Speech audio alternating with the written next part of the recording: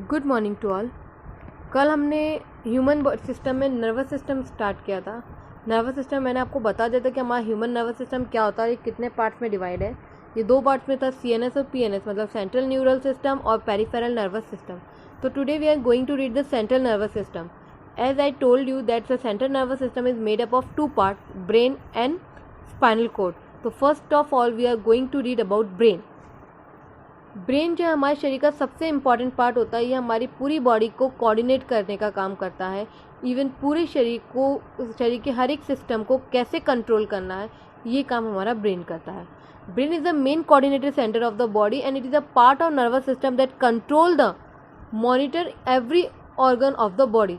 ये हमारे शरीर के हर ऑर्गन को कंट्रोल भी करता है और उस पर ध्यान भी रखता, नज़र रखता, मॉनिटर करता है। It is well protected. जो ब्रेन है वो हमारा 3 लेयर से बना एक क्रैनियल मीनिंग होता है। क्रैनियल मीनिंग स्ट्रक्चर है वो 3 लेयर्स का बना होता है। इस क्रैनियल मीनिंग से कवर्ड होता है। ये 3 लेयर का स्ट्रक्चर होता है जिसे हम आउटर लेयर जो है ड्यूरा मैटर कहलाती है, मिडिल लेयर जो होती है उसे आर्चोनॉइड कहते हैं और जो इनर लेयर होती है उसे पिया मीटर कहते हैं।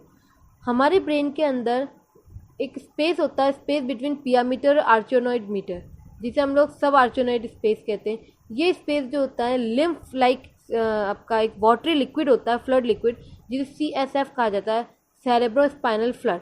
इससे भरा होता है। मतलब जो आपका पिया मेटर और जो आर्चोनॉइड मेटर होता है, इसके बीच में एक स्पेस पाया जाता है। उस स्पेस के अंदर एक वाटरी फ्लड होता है जिसे हम सेरेब्रो स्पाइनल फ्लड कहते हैं, CSF कहते हैं। इसके अलावा जो ventricle of brain are also filled. Brain का जो वेंट्रिकल हिस्सा होता है वो भी CSF सेरेब्रो स्पाइनल फ्लड से भरा होता है। हमारे जो ब्रेन है ये लगभग 3 हिस्सों में डिवाइड होता है, फोर ब्रेन, आपका मिड ब्रेन और हिंड ब्रेन।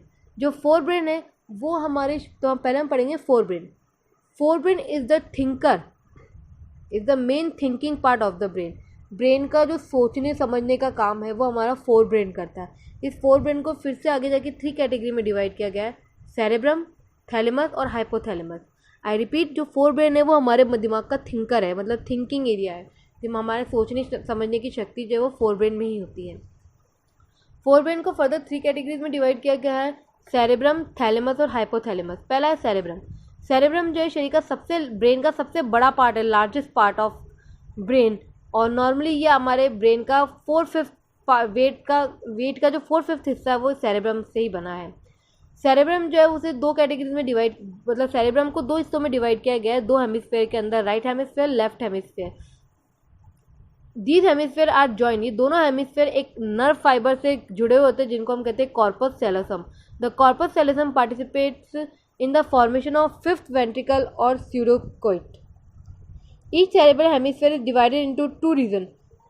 हमने अभी पढ़ा कि जो सेरेब्रम है वो 2 हेमिस्फेयर में डिवाइड होता है, right hemisphere, left hemisphere.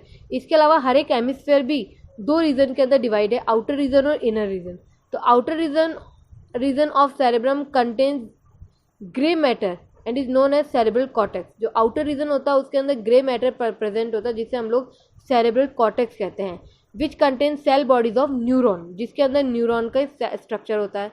Inner reason जो होता है सेरेब्रम का, उसके अंदर वाइट मैटर प्रेजेंट होता है। अभी बता दूं, जो सेरेब्रम था उसके 2 पार्ट्स बताए थे, राइट हेमिस्फेयर, लेफ्ट हेमिस्फेयर।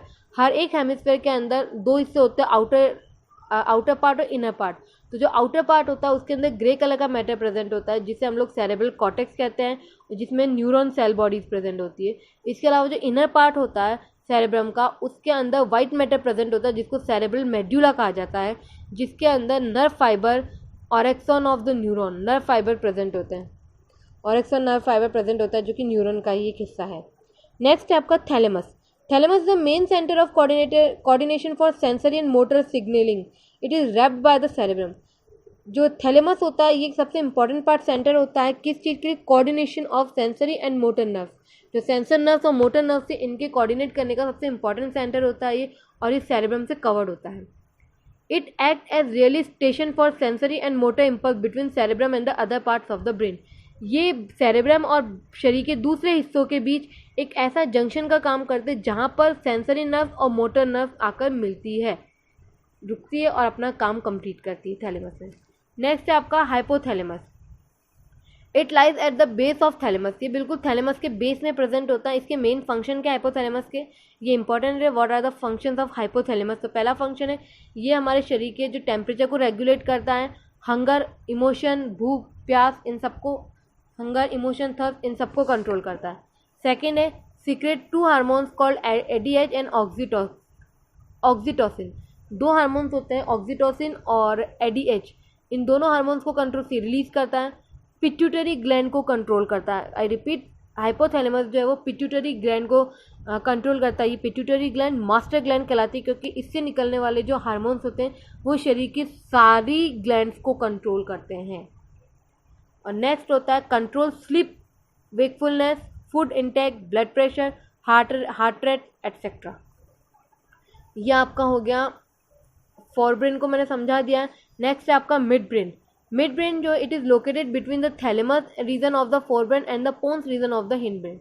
आई रिपीट, जो मिड ब्रेन आपका है वो थैलेमस और हिंड ब्रेन के बीच में प्रेजेंट होता है। The dorsal surface of mid brain consist of superior inferior corpora bigemina and 4 round lobes called कॉर्परा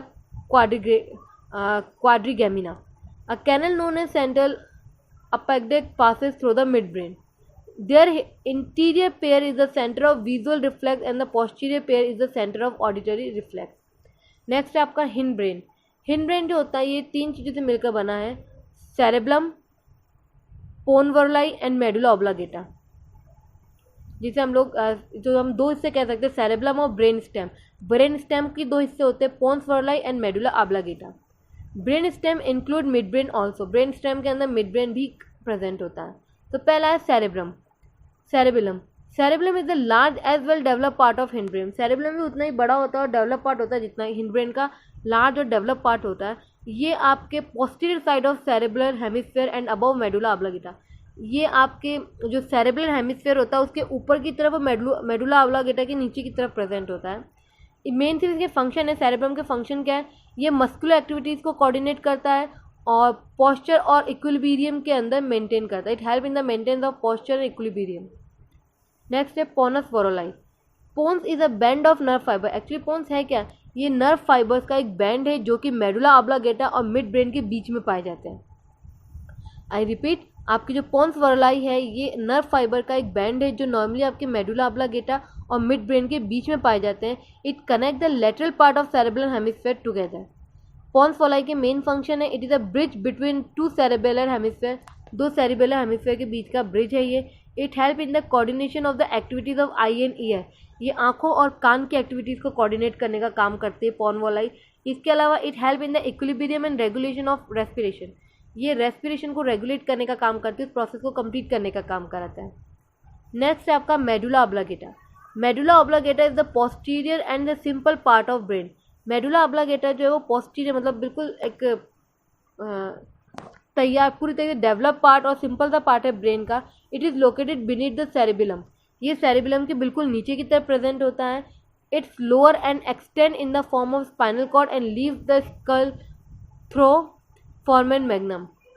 इसका जो लोअर एंड होता है वो स्पाइनल कॉर्ड से कनेक्टेड होता है। आप देख सकते हैं डायग्राम के अंदर मेडुला ऑब्लांगेटा का जो लोअर पार्ट होता है ये सीधा आपके जो स्पाइनल कॉर्ड होती है उससे जुड़ा हुआ होता है। मेडुला ऑब्लांगेटा का मेन फंक्शन क्या होता है, it help in the regulation of respiration, heart beat, blood pressure, circulation, peristaltic movement etcetera. It is the centre of salivation, vomiting, sneezing and coughing. तो मैं बता दूं आपको जो मेडुला ऑब्लांगेटा है इसका मेन काम है respiration, heart beat, blood pressure, circulation, इन सबको रेगुलेट करना, कंप्लीट कराना। इसके अलावा ये सैलिवेशन मतलब थूक का बनना, लार का बनना, प्लस वॉमिटिंग का, स्नीजिंग, नाक छींक आना और कफिंग, खांसी, इन सब के लिए इन सबका मेन काम यही करता है मेडुला ऑब्लांगेटा। नेक्स्ट है आपका स्पाइनल कॉर्ड। तो स्पाइनल कॉर्ड हम कल पढ़ेंगे, आज के लिए इतना काफ़ी है। तब तक के लिए थैंक यू।